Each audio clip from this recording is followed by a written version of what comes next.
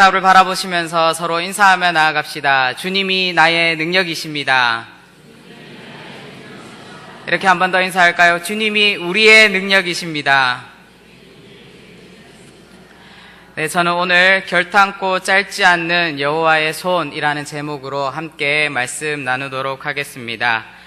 제가 처음 결혼을 해서 살았던 곳은 연산동이었습니다. 제가 신대원 2학년 때에 1학년 말에 이렇게 결혼을 해서 이제 2학년 때부터 연산동에 살게 되었습니다. 연산동에 그 번화가에, 아시는 분들은 아시겠지만 그 번화가 가까운 곳에 한 오피스텔에 이렇게 신혼집을 마련하였습니다. 총 15층이 되는 그런 주상복합 이런 오피스텔인데 저희 집은 14층에 있었습니다. 지금이야 60층짜리 아파트도 있고 60층이 넘는 그런 아파트도 있다지만 저는 제가 가장 높이 살아본 층이 14층이었습니다. 그곳에서 바라보는 이런 연산동 이런 풍경들이 참 아름다웠습니다. 저희 집 쪽에서 이렇게 창문을 열고 보면 저 멀리서는 그 해운대에 있는 높은 그 빌딩의 꼭대기가 요만큼 보일 정도로 뷰가 아름다운 그런 곳이었습니다. 그런데 제가 그때 한창 신학 공부를 하고 있었던 중이었습니다. 신학 공부를 할 때에 가장 힘든 그 학년이 2학년입니다. 신대원 2학년이 가장 힘든데 그 2학년 시기 그 안에 여러 가지 어려운 레포트나 이런 시험들이 있게 됩니다. 그러면서 학교 시험은 시험대로 또 가정은 학교와 또 집과의 거리가 있었기 때문에 학교를 오고 가는 일들 또 사역은 그때 제가 거제도에 있었기 때문에 또 먼 거리를 이렇게 오가던 그런 상황이었습니다. 학교 가랴, 집에 오랴, 또 교회 가랴, 계속적인 그런 바쁜 삶을 살아가고 있었던 그런 시기였습니다. 어떻게 살아가는지, 무엇을 하며 살아가는지 정신없이 그렇게 살아가던 그런 시절이었습니다. 그런데 하루는 집에 이렇게 들어와 보니까 집에 이렇게 소파에 앉아 있는데 밖에서 뭔가가 뻥뻥 하는 소리가 이렇게 들렸습니다. 전쟁이라도 났나? 이게 무엇인가? 생각해서 문을 열어봤더니 저 멀리서 불꽃이 이렇게 뻥뻥 터지는 소리였습니다. 어제도 우리 그 광안리에서 우리 불꽃축제가 있었는데 그 소리가 연산동까지 이렇게 들려오는 것이었습니다. 불꽃이 이렇게 큰 불꽃은 멀리 높이 솟아오르기 때문에 그 불꽃이 산을 넘어서 하나가 탕 터지는 그 모습을 이렇게 멀리서 쭉 보고 있었습니다. 그냥 공짜 불꽃놀이 구경을 이렇게 하고 있었는데 제 눈에 들어오는 것이 하나가 있었습니다. 그 불꽃 말고 들어오는 것이 하나가 있었습니다. 무엇이었냐면은 그 사방에 퍼져 있는 교회들의 십자가가 제 눈에 들어왔습니다. 십자가를 이렇게 보니까 십자가의 색깔이 여러 가지였습니다. 대부분은 빨간색 십자가였고 또 어떤 교회를 보니까 흰색 십자가도 있습니다. 그런데 또 다른 교회를 보니까 색깔이 이렇게 실시간으로 이렇게 알록달록하게 변화되는 그런 십자가도 있었습니다. 한쪽에서는 불꽃이 터지고 있고 한쪽에서는 십자가들이 빛을 내고 있었습니다. 제가 사역을 해서 그런지는 모르겠지만 괜히 한번 그 십자가가 몇 개인지 한번 새알려 보고 싶은 그런 마음이 있었습니다. 그래서 새알려 보았습니다.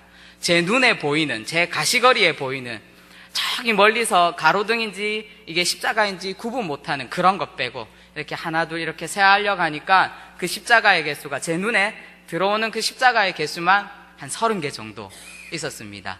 그런데 그 중에서는 십자가 교회는 있지만 십자가에 불이 들어오지 않는 교회도 있을 것이고 또 제 눈에는 보이지 않는 그런 교회들도 있었을 것입니다.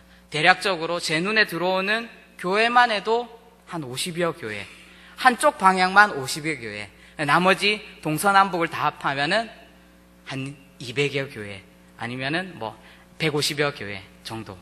그 정도의 교회가 제 바운더리에 있다라는 것을 알게 되었습니다. 한쪽에서는 인생들의 그 화려한 또 그 인생들의 즐거움을 주기 위한 한 발 한 발에 적게는 수백만 원에서 많게는 수억 원에 이르는 그 불꽃이 터지고 있고 한쪽에는 그 빨간색, 흰색의 그 십자가가 이렇게 빛을 비추고 있었습니다. 한쪽은 불꽃이 터져서 허무하게 사라져버리는 그 빛이었고, 한쪽은 예수 그리스도께서 이 땅에 오심을 온전히 나타내고 있는 그런 십자가의 불빛이었습니다. 그러면서 저는 생각하게 되었습니다. 내가 지금 무엇을 하고 살아가고 있나? 지금 사역을 하는 것인가? 아니면 공부를 하는 것인가? 아니면 가정에서 일을 하고 있는 것인가? 무엇 하나 정립되지 않는 그런 삶을 살아가고 있었다라는 것을 제가 깨닫게 되었습니다. 나는 왜 신학교에 가지? 나는 왜 신학 공부를 하지? 나는 왜 사역을 할까? 고민하게 되었습니다. 그런 고민 중에 하나님께서 저에게 주신 해답이 있었습니다. 이 모든 것의 해답. 내가 왜 신학교를 다니고 신학 공부를 하고 사역을 하는가? 그것의 중심에는, 그것의 본질에는 사람이 있었습니다. 바로 영혼을 살리기 위해서, 사람을 살리기 위해서, 한 영혼을 구원시키기 위해서 내가 이렇게 공부를 하고 있고 사역을 하고 있고 또 이렇게 왔다 갔다 하고 있구나 라는 것을 깨닫게 되었습니다. 이처럼 사람들은 자신들이 살아가는 그 이유와 목적을 잠시 잃게 될 때가 있습니다. 여러 바쁜 일에 겹쳐서, 또 여러 일들이 또 쌓이고 쌓여서 때로는 우리가 살아가는 진정한 본연의 모습, 진정한 그 본질을 망각할 때가, 그러고 살 때가 많다라는 것입니다. 우리가 오늘 본문을 함께 읽어보았습니다. 우리가 함께 읽어본 이 본문에서도 이 자신들의 본분을 망각하고 살아가는 그런 한 백성이 등장하게 됩니다. 여기에 모인 우리 구덕의 모든 성도님들은 우리가 그리스도인임을 잊지 않고 날마다 살아가시기를 주님의 이름으로 축복합니다. 오늘 우리가 함께 읽은 이 말씀 내용의 앞부분을 보면은 이런 내용이 나옵니다. 고기에 관한 내용이 나옵니다. 여러분들 잘 알고 있는 그런 메추라기에 관한 이야기입니다. 이스라엘 백성들은 쉽게 말해서 만나가 싫어졌습니다. 매일매일 그 먹는 만나가 물리게 되었습니다. 그 만나로는 이스라엘 백성들의 그 고급진 입을 더 이상은 충족해주지 못하였습니다. 백성은 그래서 모세에게 향하였습니다. 모세에게 가서 항의했습니다. 고기가 먹고 싶다 라고 항의했습니다. 그러자 모세는 누구에게 가겠습니까? 하나님에게 달려갑니다. 하나님, 저 백성이 고기를 먹고 싶다고 합니다. 어떻게 할까요? 하나님, 제가 이들 때문에 너무나도 힘이 듭니다. 매번 물을 달라, 고기 달라, 뭐를 달라, 이래서 불만, 저래서 불만.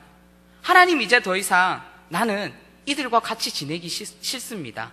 우리가 읽진 않았지만 말씀 앞부분에 보면 모세가 이런 말도 합니다. 하나님, 내가 이들을 낳았습니까? 하나님, 내가 이들의 부모입니까? 라고 그렇게까지 말하는 모습을 우리는 볼 수 있습니다. 모세는 혼자 있겠다고 말합니다.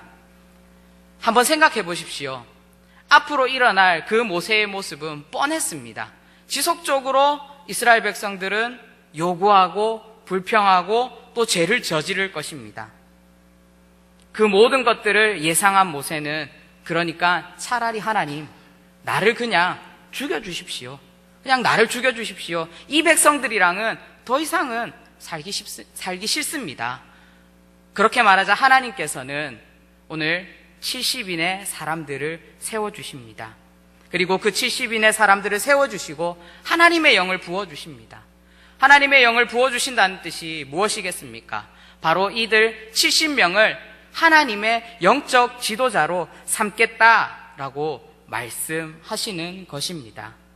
오늘 우리가 읽진 않았지만 우리 오늘 본문의 11장 18절에 나오는 말씀을 우리가 다 함께 우리 자막으로 함께 읽어보도록 하겠습니다. 시작. 또 백성에게 이르기를 너희의 몸을 거룩히 하여 내일 고기 먹을 것을 기다리라. 너희가 울며 이르기를 누가 우리에게 고기를 주어 먹게 하랴. 애굽에 있을 때가 우리에게 좋았다 하는 말이 여호와께 들렸으므로 여호와께서 너희에게 고기를 주어 먹게 하실 것이다 라고 말씀하고 있습니다. 이 말씀이 무엇입니까? 하나님께서 이제 그 백성들의 원망과 요구를 들어주십니다. 고기를 주시겠다라는 것입니다. 그런데 단서가 있습니다. 고기를 주시겠다는데 무엇인가 준비하라 라고 하나님께서 말씀하십니다. 무슨 고기를 먹는데, 대체 어떤 그 맛있는 고기를 먹길래 하나님께서는 준비까지 하라 라고 말씀하시겠습니까? 하나님께서 준비하라고 하신 것은 바로 너희들의 몸을 거룩하게 준비하라 라고 말씀하십니다. 한마디로 거룩하게 너희의 삶을 구별하여 준비하고 그 고기를 먹어야 된다 라고 하나님께서는 말씀하고 있는 것입니다. 그러면 고기 먹는 것과 거룩해지는 것, 이 둘 사이에 어떤 상관이 있길래 하나님께서는 이토록 말씀하고 계신 걸까요? 이스라엘이 왜 갑자기 고기가 먹고 싶어졌을까요? 이스라엘은 갑자기 고기가 먹고 싶어진 것이 아닙니다. 고기를 먹고 싶다라는 그 생각이 그냥 한순간에 톡 튀어나온 그런 생각은 아닙니다. 만나를 계속 먹다가 애굽이 생각났습니다. 우리가 앞에서도 볼 수 있지만 애굽에서 먹던 그 오이나 그 파나 마늘이나 이런 게 생각이 났습니다. 그것을 생각하다 보니까 점점 생각이 확장되어서 고기에까지 이르게 되었습니다. 메추라기에까지 이르게 되었습니다. 쉽게 말하면 이런 것입니다. 상추가 있습니다. 상추를 봅니다. 무엇이 생각납니까? 그 고기가 바로 생각나면은 안 되고요. 상추를 보면 쌈이 생각이 나야 됩니다. 그러면 그 쌈을 보면 고기가 생각나게 된다라는 것입니다. 이스라엘도 마찬가지였습니다. 처음에는 사소한 생각이 나중에는 큰 생각으로 발전하게 된다라는 것입니다. 저는 어렸을 때에 죄를 지은 것이 있습니다. 고백합니다. 제가 어렸을 때 참 좋아했던 음식이 있는데 미트볼이라는 음식이 있습니다. 3분 미트볼 혹시 아시나요? 고기를 이렇게 잘 다려서 그 은색 팩 안에 보면 소스가 같이 들어있는 한 4개 정도 들어있는 그런 미트볼이 있었는데 그것이 어렸을 때 너무나도 먹고 싶었습니다. 그래서 그 미트볼을 사러 이렇게 갔는데 가격표를 이렇게 툭 보니까 제가 가지고 있는 돈에는 턱없이 모자란 그런 가격이었습니다. 먹고는 싶고 돈은 없고 이걸 어떻게 해야 되나 생각이 났습니다. 꾀가 났습니다. 예전에는 그 우리 음식 저희 물건에 보면은 이렇게 가격표가 이렇게 찍혀서 나왔습니다. 그래서 그것을 위조하자 생각했습니다. 가격이 만약에 5,000원이었다면 그 스티커를 정말 살 떼서 다른 2,500원 하는 스티커랑 이렇게 바꾸어서 이렇게 가격을 주면 그 가격으로 계산되지 않겠는가. 예전에는 이렇게 바코드 찍는 것도 없지 않았습니까? 그래서 그 완벽한 범행을 몇 번이나 시도를 하였습니다. 잘 되었습니다. 네. 슈퍼 사장님께 죄송합니다. 잘 되었습니다. 그런데 제가 가지고 있는 돈에는 한계가 있고 그 물건 값은 늘 정해져 있었기 때문에 항상 이제 스티커가 5,000원에서 처음에는 잘 이렇게 모르게 4,000원으로 그 다음에는 3,000원으로 2,000원으로 1,500원으로 계속 이렇게 바꾸어 갔습니다. 제 가지고 있는 돈은 한정적이었기 때문입니다. 그런데 먼 훗날에 알았지만 사장님께서 제가 한 번 바꾸고 나서 그것을 알았다고 하셨습니다. 바로 이런 것입니다. 자그마한 그 탐욕이 나중에 되면은 점점 커지게 된다라는 것입니다. 바늘도둑이 소도둑 된다는 말이 있지 않습니까? 저는 소도둑이 되지는 않았습니다. 하지만 우리 인간의 그 탐욕이라는 것이 이만치도 순식간에 커질 수 있다라는 것을 저는 저의 삶을 통하여서 알게 되었습니다. 처음에는 작은 것으로부터 시작합니다. 무엇이든지 좋은 것이든지 나쁜 것이든지 처음은 작은 것에서 시작합니다. 그런데 그 욕심이 점점 커지게 되면 그 탐심이, 그 탐욕이 절정에 치달게 되면 이스라엘 백성처럼 바로 하나님의 그 능력을 업신여기는, 그리고 훗날에는 하나님이 없다라고까지 말하는 그런 제약에까지 이를 수 있는 것입니다. 오늘 우리가 함께 읽었지만 오늘 11장 뒷절의 말씀에 보면 이 욕심을 낸 이스라엘 백성들이 어떻게 되었다고 성경은 기록하고 있습니까? 기브롯 핫다와에서 탐욕의 무덤에서 욕심을 낸 모든 사람들이 죽어버렸다라고 성경은 똑똑하게 기록하고 있습니다. 바로 탐욕의 끝은 바로 죽음입니다. 이 말씀이 무엇을 의미하는 거겠습니까? 바로 본질을 잃어버린 백성들의 말로가 이렇게 진행된다는 것을 하나님께서 우리에게 보여주고 있다라는 것입니다. 본질을 잃어버린 백성에게 주어지는 것은 진노요, 본질을 잃어버린 백성에게 주어지는 것은 심판밖에 없다라는 것을 우리는 오늘 말씀을 통하여서 알 수 있습니다. 오늘은 특별히 종교개혁 500주년을 기념하는 종교개혁 500주년 기념주일입니다. 중세교회도 그러했습니다. 중세교회의 역사를 보면 갑자기 무엇인가 면죄부라는 것이, 돈을 주고 구원을 받을 수 있다라는 것이 갑자기 튀어나온 것이 아닙니다. 약간의 돈이 필요해서 면죄부를 팔기 시작했는데, 그것을 팔기 시작했는데 사람들이 그것을 너무나도 잘 믿고 혹해서 사기 시작하였습니다. 그래서 교회는 타락하게 되었습니다.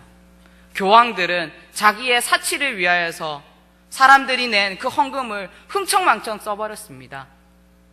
성베드로 성당을 재건해야 되는 그 돈을 교황청에서 다 써버렸습니다. 교황의 기간은, 그 자리는 흔들리게 되었습니다. 그리고 그 자리를 사기 위해서 수많은 사람들이 면죄부를 팔고 또 그 성직을 사고 팔고 하는 그 모습들이 만연해진 것이 바로 중세교회의 모습이었습니다. 성직자들은 좀 더 낮고 낮은 자리로 임해야 됨에도 불구하고 중세교회 성직자들은 내가 조금 더 높은 것을 갈 수 없는가? 내가 조금 더 높은 자리에 갈 수 없는가? 그것을 생각하던 끝에 나온 것이 바로 면죄부라는 것입니다. 교황의 자리까지 살 수 있었다면 사람의 구원이야, 사람의 인생이야, 어떻게 되었든 아무 상관없었습니다. 그저 돈을 주고만 살 수만 있다면 어떤 방법이든 무슨 수단이든 다 썼던 것이 그 중세교회의 모습이었습니다. 6월절 어린 양의 오직 그 예수 그리스도의 십자가의 그 보혈만이 구원에 이르는 유일한 길인데, 전적으로 하나님의 은혜로서만 구원을 받고 그 구원의 은혜가 너무나도 값비싼 은혜임에도 불구하고 중세교회의 성직자들은, 중세교회 사람들은 그 모든 것을 돈으로 팔아버리고 말았다라는 것입니다. 사랑하는 성도 여러분, 무엇이든지 사소한 것에서 시작합니다. 탐욕이 사소한 것에서 시작하여서 이스라엘 백성들을 살라버렸고, 탐욕이 사소한 것에서 시작하여서 중세교회를 부패하게 만들었습니다. 그런데 루터는 종교개혁을 일으켰습니다. 그런데 루터가 처음에 종교를 나누어야 되겠다라고 그렇게 종교개혁을 시작한 것은 아니었습니다. 루터도 가장 작은 것에서부터 변화시켜야 되겠다. 왜 성직자들이 하나님의 말씀으로 가지 않는가? 왜 교황청이 하나님의 말씀을 따르지 않고 자기의 마음대로 살려고 하는가?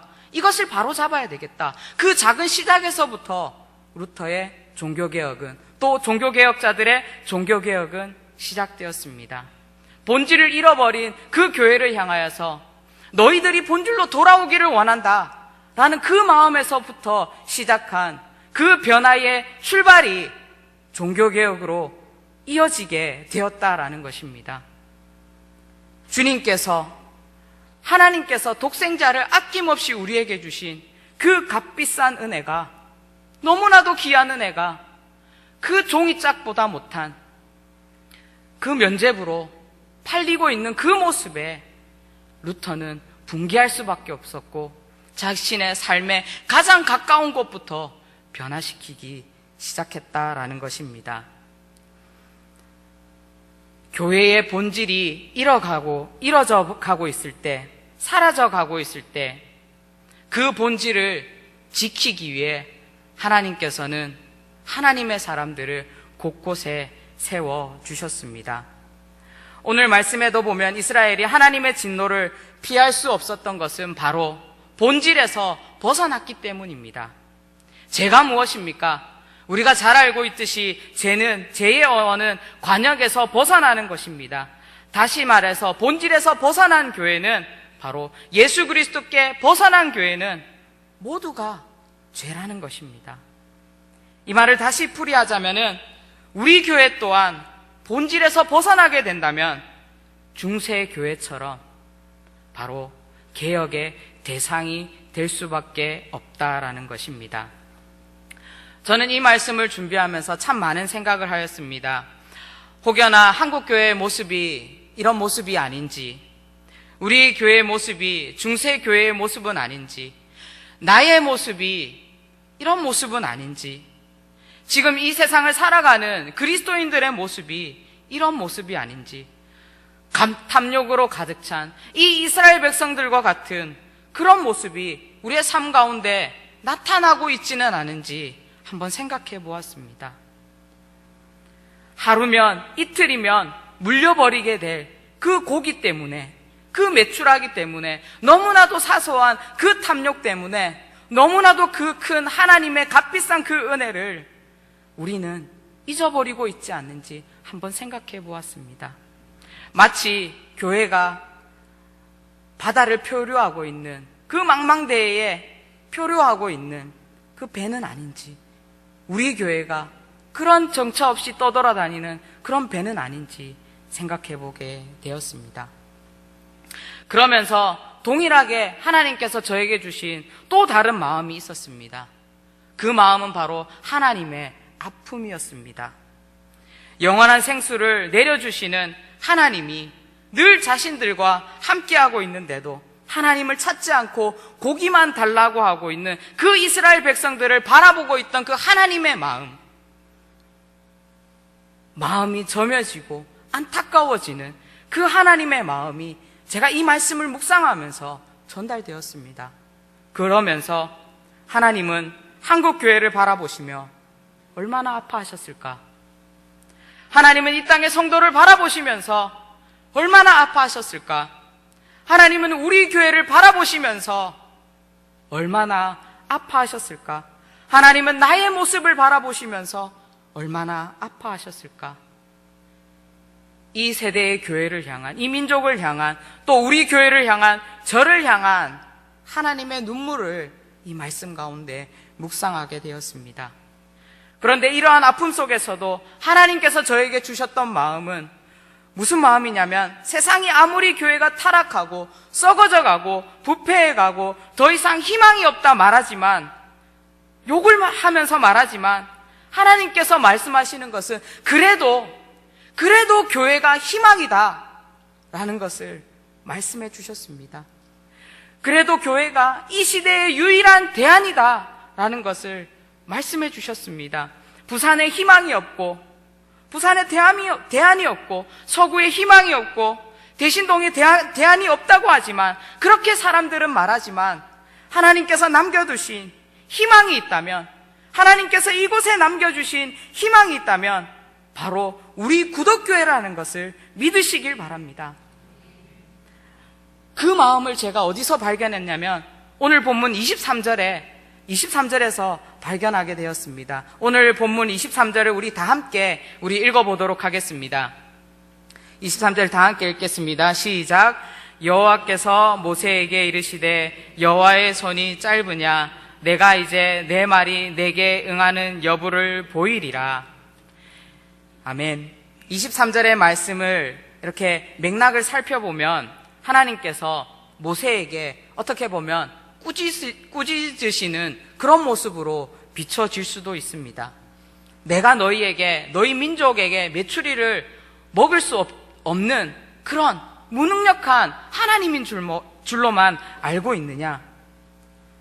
바로 내가 너희에게 메추라기를 먹일 수 있는 그 능력의 하나님이다 라는 것을 다그치는 모습으로 저는 처음 이 말씀을 묵상하였습니다. 하지만 결탄코 짧지 않는 하나님의 손이 결탄코 짧지 않다라고 말하면서 그 뒤에 내게 응하는 여부를 보이리라, 내 말이 내게 응하는 여부를 보이리라, 이 말씀을 통하여서 하나님께서 이스라엘 백성들에게 말하고자 하시는 것은 바로 하나님의 능력이 너희들을 통하여서 모든 민족 가운데 이루어질 것이다 라고 하나님께서 그렇게 말씀하시는 것을 제가 보게 되었습니다. 진중에서 하나님의 영이 임한 70명 이외에도 하나님께서 원하시는 것은 이스라엘 모든 백성이 그 70명과 같이 한 사람 한 사람 모두가 선지자가 되시기를 간절히 소망하고 계신다라는 것입니다. 하나님께서 그것을 원하고 계신다라는 것입니다. 바로 이 땅의 교회가 더 이상 개혁의 대상이 되는 것이 아니라 이 땅의 교회가 개혁의 주체요, 하나님의 마지막 남겨놓은 희망이 되기를 하나님께서는 지금 간절히 원하고 계신다라는 것입니다. 이러한 의미에서 여기에 있는 우리를 하나님께서 구원해 주시고 인도해 주신 그 이유가 무엇이겠습니까? 바로 우리의 소명이 바로 이 땅 가운데 하나님의 손과 발로 살아가는 것인 줄로 믿습니다. 하나님의 손이, 여호와의 손이 진짜 짧아서 무능력하여서 능력이 없어서가 아니라 하나님께서는 연약한 우리를 통하여서 부족하지만, 조금 모질하지만, 때로는 쓰러지고 제약 가운데 있지만 하나님께서는 그리스도를 아는, 예수 그리스도의 그 십자가를 믿는 그 그리스도인들을 통하여서, 바로 교회를 통하여서 이 땅을 회복시키시기를 간절히 원하신다라는 것입니다. 바로 하나님께서는 하나님의 그 짧지 않는 손을 대신하여서 우리가 이 땅 가운데 온전한 복음을 선포하시기를 간절히 소망하고 계신다라는 것입니다. 로마서 12장 2절에 사도 바울은 이렇게 고백하고 있습니다.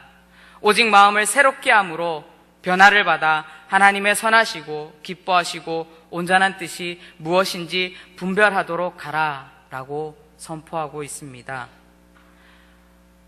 하나님께서는 우리의 마음, 그 작은 우리의 마음부터 변화시키기를 원하십니다. 저는 이번 부흥의 기간을 통하여서 바로 그 마음이 변화되는 시간, 우리의 마음이 변화되는 시간이 바로 우리에게 주신 그 부흥의 기간이라고 생각합니다. 믿음으로 고백합니다. 부흥의 주제가 무엇이었습니까? 나를 넘어 우리로, 우리를 넘어 이웃으로 였습니다. 이번 부흥회가 끝나서 모든 것이 끝난 것이 아닙니다. 은혜도 끝난 것이 아닙니다. 부흥회의 끝은 바로 우리의 삶의 부흥회의 시작인 줄로 믿습니다. 우리는 이제 막 그 나를 넘어의 나를 넘어 그 단계를 이제 우리는 시작하려고 합니다. 조금씩 나를 넘어서 우리로, 우리를 넘어서 이웃으로, 이웃을 향해, 또 이 지역을 향해, 부산을 향해, 열방을 향해 하나님께서는 우리 교회가, 우리 구덕교회가 나아가기를 원하고 계신다라는 것입니다. 그 출발이 바로 가장 작은 나부터 넘어서는 것입니다. 내가 살아가고 있는 그 삶의 현장에서, 내가 속한 가정에서, 내가 일하고 있는 그 속에서, 내가 모이는 그 교회 공동체 속에서 하나님께서는 우리에게 요구하고 계십니다. 너희를 넘어서라고, 너희의 한계를 넘어서라고, 너희의 신앙의 한계를 넘어서서 주님을 바라보며 우리를 넘어서 또한 이웃을 바라보라 라고 말씀하십니다. 사랑하는 성도 여러분, 우리 구덕교회 모든 성도님들이 나를 넘어 우리로, 우리를 넘어 이웃으로, 이웃을 넘어 이 민족을 변화시키는 그런 성도님들로 나아가기를 주님의 이름으로 축복합니다. 그리하여 나도 못 넘고 우리도 못 넘고 이웃을 향해서 엄두도 못 내는 그런 사람이 아니라, 개혁의 대상밖에 못 되는 그런 중세교회와 같은 그런 모습이 아니라, 하나님의 손이 결단코 짧지 않음을 세상 가운데 온전히 선포하며 살아갈 수 있는 여러분이 되시기를 주님의 이름으로 소망합니다. 종교개혁의 주체였고 종교개혁을 중심에 서 있었던 마틴 루터가 죽어서 하나님 앞에 갔을 때에 루터가 무엇이라고 하나님 앞에 고백하였겠습니까? 루터는 아마 이렇게 하나님 앞에 말했을 것입니다. 당신께서 나에게 당신의 손과 발이 되라고 명령하신 이 임무를 마치고 내가 당신 앞에 섰습니다 라고 그렇게 고백할 것입니다. 바로 이 루터의 고백이 우리의 고백이 되기를 원합니다. 하나님 앞에 우리가 섰을 때에 너는 무엇을 하다 왔느냐? 너는 이 땅 가운데 무엇을 하다 왔느냐? 하나님께서 우리에게 물으실 때에 주님, 나는 내 삶에서 나를 넘어서, 그리고 우리를 넘어서, 이웃을 넘어서 민족을 향하여서 나아가는 주님의 그 복음을 전파하는 삶을 살았습니다. 예수 그리스도의 그 사랑을 이 땅 가운데 온전히 선포하며 살아왔습니다 라고 고백하는 우리 모든 구덕의 성도님 되기를 주님의 이름으로 축복합니다.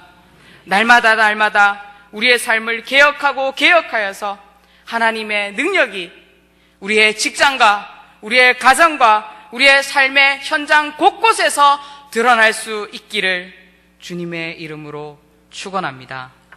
기도하도록 하겠습니다. 사랑해 주님 감사합니다. 부족하고 연약한 이스라엘 백성과 같은 우리 모습 가운데 하나님 우리를 택하여 주시고 친히 하나님의 그 손과 발로 사용될 수 있게 하심에 주님 감사합니다. 하나님 우리가 그 은혜를 잊지 않고 하나님께 받았던 그 사랑과 하나님께 받았던 그 구원의 감격을 잊지 않고 날마다 우리의 삶을 개혁하며 날마다 우리의 삶을 하나님 앞에 드리며 날마다 우리의 삶을 하나님 앞에 엎드리며 나아갈 수 있는 하나님 우리들이 될 수 있도록, 그런 하나님 우리의 가정이 될 수 있도록, 그런 하나님 우리 구독교회가 될 수 있도록 주님 인도하여 주시옵소서.